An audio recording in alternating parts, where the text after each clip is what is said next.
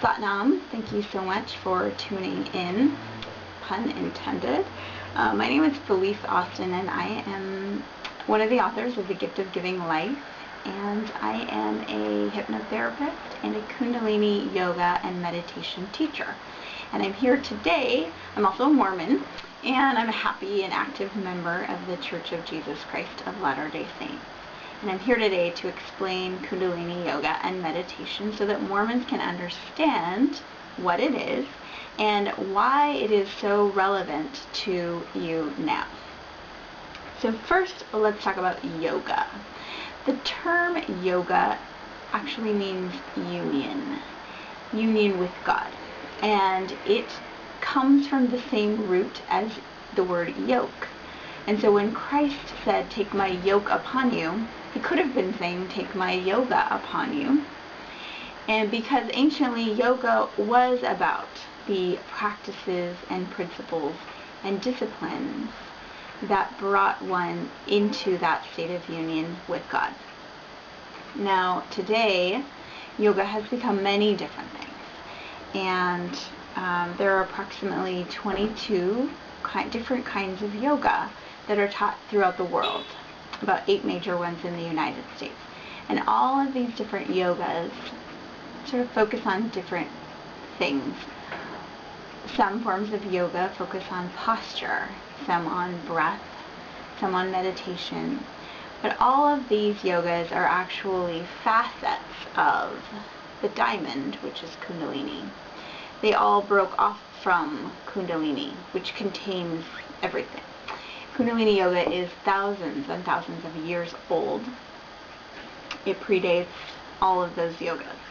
And the reason, however, that you may not have heard of Kundalini Yoga until recently is because it was very secretive for a long time. It was handed down from master to student, and it wasn't taught openly because the masters felt that the world was not ready for this powerful technology. But in the late 1960s, Yogi Bhajan, who was one of the highest masters of Kundalini Yoga, when he came to America, he looked around and he saw what was going on, and he decided that it was time to start teaching it openly. He broke with tradition and began not only teaching but training teachers, because he felt that the time was now, or that the time was coming, specifically today, our day. He began teaching in 1969 in Los Angeles, training teachers, because he said in November 2011 is going to be the Aquarian age will begin. And now we're in 2012, and maybe you'll watch this in 2013, but we are in the Aquarian age. And what I mean by the Aquarian age is what they refer to as the age that is going to usher in the 1,000 years of peace. Has nothing to do with astrology. But the 1,000 years of peace, as we know it, is the millennium, when Christ will reign personally on the earth. And we also know that we are in that age where we are ushering that in right now. And so the idea that this technology was hidden for thousands of years for our day reminds me of something else, which is the Book of Mormon. We know the Book of Mormon was written over 2,600 years ago, over the course of about 1,000 years, so 2,600 to 1,600 years ago, and it was hidden up and prepared to come forth in our day. And anything that sounds a little similar to that, I'm just going to check it out, because there may be something to it, right? So I've checked it out and I love it. So, but let me explain. I've been comparing it a little bit to our religion, but Kundalini Yoga is not a religion. It is a technology for elevation. So what I mean by technology is that it's an energetic science. It's the science of moving energy in the body. And it gets very specific results. It's been tried and tested over thousands of people over thousands of years. And so the practices and the sets and the meditations are indeed a technology that, if used properly, will get specific results. And the results that we're talking about, really, like I said, is elevation. And what I mean by elevation is two things that are interrelated. Elevation means that union with God, or that growing in your relationship with God.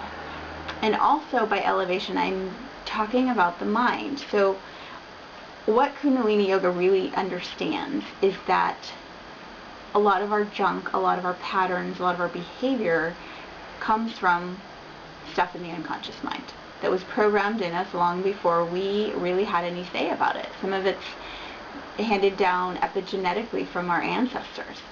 A lot of it was programmed in before we were even 8 years old. And it clears that junk out so that you can have a better relationship with God, and so that you can make decisions consciously rather than just going with that gut reaction, or that unconscious response, or finding that cookie in your mouth without knowing it's there. Those kinds of patterns. Kundalini Yoga is amazing for blasting those. And mantra meditation is a big part of that. And I have another video that talks about mantra meditation for Mormons, and why that's so cool and so important, and how we actually chant a lot of mantras in our worship ceremonies. So watch that video if you're interested in that. But basically everything in Kundalini Yoga, the postures, the meditations, the mantras, the mudras, everything is meant to raise a person's Kundalini. And what Kundalini means is your divine potential. And that is thought of as coiled at the base of the spine. So the base of the spine is the lower chakras. And chakras are just energy centers in the body. And the lower chakras are concerned with the things of this earth. So for example, sex, money, survival, your own will. Those are all the lower centers. And then the practice of Kundalini Yoga is meant to unlock, uncoil that Kundalini and raise it up through the body, through the spine, to the higher centers, the higher chakras, which are the spiritual centers. So for example, one of your chakras is the third eye, and that is actually correlated with the pituitary gland, which is right there. But it's about seeing with your spiritual eye, and the pituitary gland is associated with intuition. And so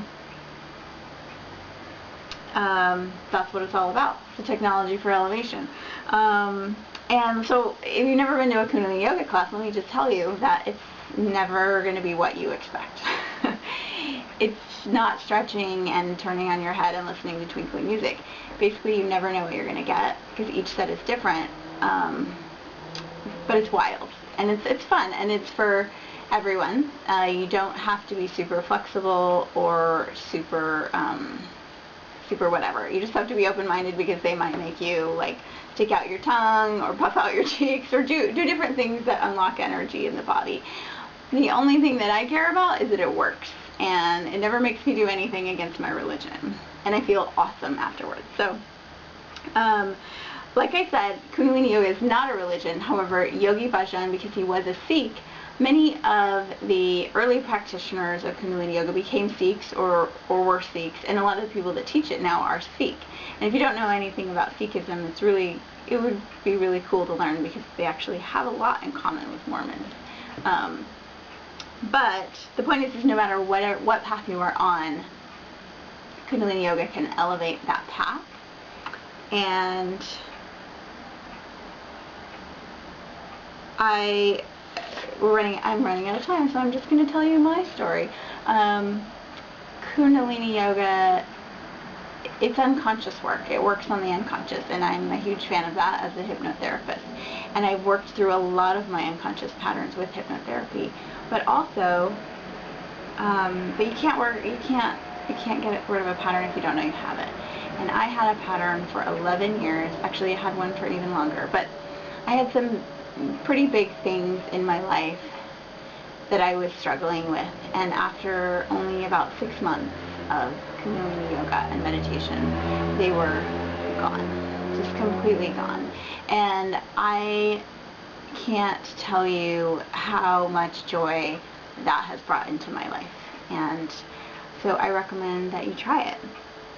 I teach classes in Los Angeles area, Kundalini Yoga classes, and I teach Kundalini Meditation online, and I teach teleseminars and webinars.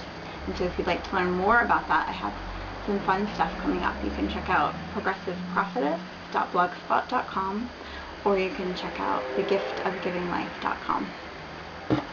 Satnam.